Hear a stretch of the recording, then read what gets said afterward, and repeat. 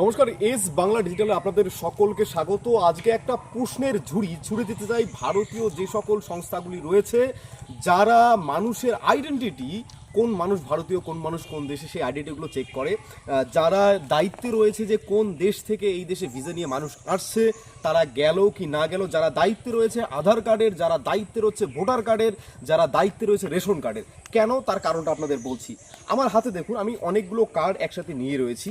এটা voter card, সাথে আধার card, তারপর প্যান কার্ড, এখানে ড্রাইভিং লাইসেন্স সেটাও রয়েছে, এবং একই সাথে ব্যাংকের অ্যাকাউন্ট বইটা থাকলে সেটাও আমি দেখে দিতাম। কেন বললাম, আচ্ছা এই যে কার্ডগুলো আপনাদের দেখালাম, এই যে চারটি প্রমাণপত্র, যেগুলোকে কিন্তু বিভিন্ন সংস্থা থেকে একজন ব্যক্তির আইডেন্টিটি হিসেবে চাওয়া হয় যে সে ভারতীয় কিনা, সেই বিষয়টি জানার জন্য, সেই বিষয়টি বোঝার জন্য যে ডকুমেন্টগুলো ব্যবহার করা হয়, সেই ডকুমেন্টগুলো হাতে নিয়ে আজকে আপনাদের সাথে কথা হবে।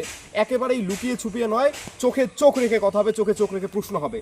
আজকে এই যুদ্ধের কারণে যে কয়েকটা খবর কিছুটা ধামাচাপা পড়ে গিয়েছে, সেই খবরগুলো আপনাদের সামনে তুলে ধরবো এস বাংলা ডিজিটালের পর্দায়। প্রথমত, আমরা যদি কয়েকটা মাস পিছিয়ে যাই, কয়েকটা দিন পিছিয়ে যাই, তাহলে আমরা অনেকগুলো খবরের কথা জানবো। প্রথমত হলো, বাংলা থেকে অর্থাৎ পশ্চিমবঙ্গ থেকে অসংখ্য বাংলাদেশি লোক ভুয়ো পাসপোর্ট, ভুয়ো রেশন কার্ড, ভুয়ো আধার কার্ড, ভুয়ো ভোটার কার্ড বানিয়ে তারা দিল্লি থেকে শুরু করে গুজরাটের মতো জায়গায় গিয়ে তারা সেখানে বসবাস করছে।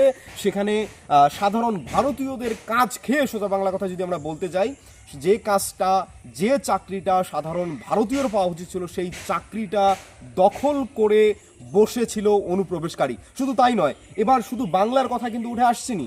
কয়েকদিন আগেই যখন ভারত সরকার কৃতিত বলা হয় যে পাকিস্তানের যে সকল ব্যক্তিরা বিভিন্ন ভিসা নিয়ে, পাসপোর্ট নিয়ে, যে কোনো কারণে, চিকিৎসার জন্য হোক বা অন্য কারণে হোক, যারা ভারতবর্ষে এসেছে তারা যেন আবার পুনরায় পাকিস্তানে ফিরে যায়, তাদের আলটিমেটাম দেওয়া হয় 48 ঘন্টার। কিন্তু এখানেই বড় প্রশ্ন পর্দা ফাঁস হয়।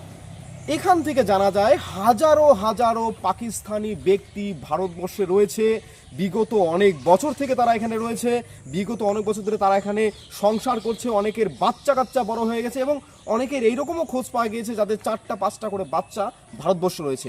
এবং এইরকম অনেক খোঁজ পাওয়া গেছে যে পাকিস্তান থেকে কোনো ব্যক্তি আসছে, ভারতবর্ষে এসে তারা বিবাহ সম্পর্কে লিপ্ত হচ্ছে এবং ভারতবর্ষে থেকে যাচ্ছে। তাদের যে বাচ্চা কাচ্চা, তারা বাচ্চা কাচ্চা এখানে পড়াশোনা করছে, ভারতবর্ষ থেকে রেশন কার্ড নিচ্ছে, ভারতবর্ষ থেকে ভোটার কার্ড নিচ্ছে, ভারতবর্ষ থেকে তারা আধার কার্ড পাচ্ছে, এবং ভারতবর্ষের মধ্যেই তারা ভোট দান পর্যন্ত করছে। চাঞ্চল্যকর তথ্য আপনাদের সামনে তুলে ধরছি। কিছুদিন আগেই কিন্তু এই ভিডিওটা প্রকাশ্যে এসেছিল, যেখানে একজন পাকিস্তানি ব্যক্তি, একজন পাকিস্তানি যুবক, যাকে পাকিস্তানে ডিপোর্ট করার কথা, সে খবরের চ্যানেলের সামনে, এএনআই খবরের চ্যানেল, সেখানে সামনে এসে বলেছিল যে সে ভারতবর্ষে ভোট দিয়েছে, সে ভারতবর্ষে ক্লাস 10 পর্যন্ত পড়ছে, বিএ ক্লাস পড়াশোনা করছে, তার সামনে পরীক্ষা। তাহলে এতগুলো সরকারি দপ্তর, এত আইন ব্যবস্থা নাকের ডগার দিয়ে আমরা বলতে পারি, বা নাকের তলা দিয়ে কিভাবে এই রকম কাজ কোনো একজন পাকিস্তানি ব্যক্তি করতে পারে? তাহলে কি শুধু তারাই ছিল? এরকম কি নয় যে বিভিন্ন রাজ্যের মধ্যে ভোটের উপর তারা প্রভাব ফেলছে? কারণ তাদের যে সংখ্যা, অনুপ্রবেশকারীর সংখ্যা কিন্তু একেবারেই কম নয়। পেহেলগাঁওয়ের ঘটনার পর টনক নড়ে উঠেছে ভারত সরকার তথা বিভিন্ন রাজ্য সরকার যেগুলো রয়েছে তারা এই সকল বিষয়ে তীব্র তদন্ত চালাচ্ছে। কিন্তু এখানে প্রশ্ন হলো, আগে কেন নয়?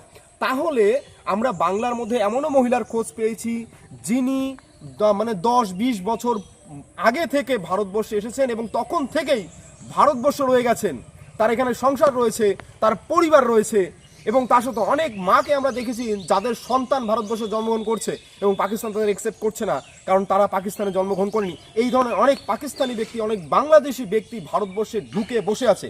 সাধারণ মানুষের কাছে কিন্তু এটা এক বিশাল একটা, আমরা বলতে পারি, ভয়ঙ্কর ব্যাপার। তার কারণ আজকে ভেবে দেখুন, যেই চাকরিটা আপনার ছেলের পাওয়ার কথা, আপনার মেয়ের পাওয়ার কথা, যে কাজটা আপনার মতো সাধারণ লোকের, সাধারণ খেটে খাওয়া লোকেদের পাওয়ার কথা, সেই কাজটা দখল করে আছে এই সকল অনুপ্রবেশকারীরা। তাহলে এতগুলো সরকারি সংস্থা, এত চেকিং, এত কিছু, তারা কি করছে? এই প্রশ্নটা কিন্তু থেকেই যাচ্ছে এই সকল বিষয়ে। এই বিষয়ে আপনাদের কি মতামত জানাবেন কমেন্ট বক্সে। আপনি কি বাইক বা স্কুটার কেনার কথা ভাবছেন? আপনি গাড়ি নিতে গিয়ে ঠকে যাচ্ছেন না তো? দীর্ঘ 7 বছর যাবৎ সততার সাথে ব্যবসা করে আসছে বামনহাট আমান হোন্ডা। তাই নিশ্চিত মনে এখনই চলে আসুন বামনহাট আমান হোন্ডা শোরুমে এবং নিয়ে যান আপনার পছন্দের বাইক বা স্কুটার। আমাদের এখানে রয়েছে বিভিন্ন মডেলের বাইক ও স্কুটারের বিশাল সম্ভার। এছাড়াও এখানে একই ছাদের তলায় পেয়ে যাবেন সেলস, সার্ভিস এবং স্পেয়ার পার্টস। প্রত্যেক কেনাকাটায় রয়েছে স্বল্প ডাউন পেমেন্ট ও ন্যূনতম ডকুমেন্টসে লোনের সুবিধা।